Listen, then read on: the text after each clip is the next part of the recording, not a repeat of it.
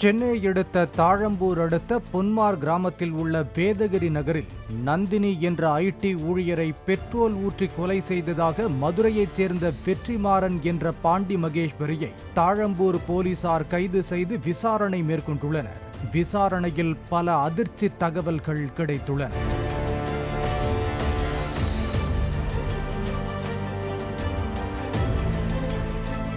நந்தினி கடந்த 8 மாதங்களாக சென்னை துறைப்பாக்கம் பகுதியில் உள்ள தனியார் மென்பொருள் நிறுவனத்தில் பணிபுரிந்து வந்துள்ளார்.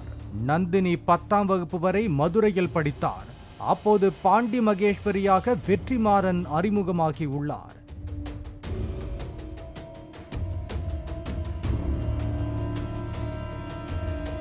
இவருக்கு மனிதநேய அடிப்படையில் நந்தினி உதவி செய்ததாக தெரிகிறது. பின்னர் சென்னையில் வேலை கிடைத்து நந்தினி வந்துள்ளார்.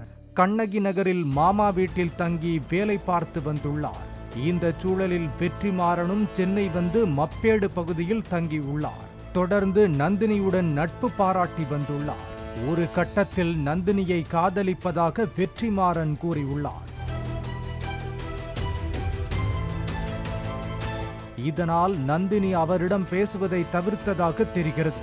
நந்தினி வேறு ஆண் நண்பர்களுடன் பழகியதாக கூறப்படுகிறது. இதைத் தொடர்ந்து வெற்றிமாறன் மிகுந்த பொறாமையில் இருந்துள்ளார். ஆத்திரத்தில் இருந்த வெற்றிமாறன் கடந்த 23ஆம் தேதி நந்தினிக்கு பிறந்த நாள் என்பதால் பரிசு தருவதாக கூறியுள்ளார். அவரை நம்பி நந்தினியும் சென்றுள்ளார். அப்போது வெற்றிமாறன் புதிய ஆடைகளை பரிசாக வழங்கியுள்ளார்.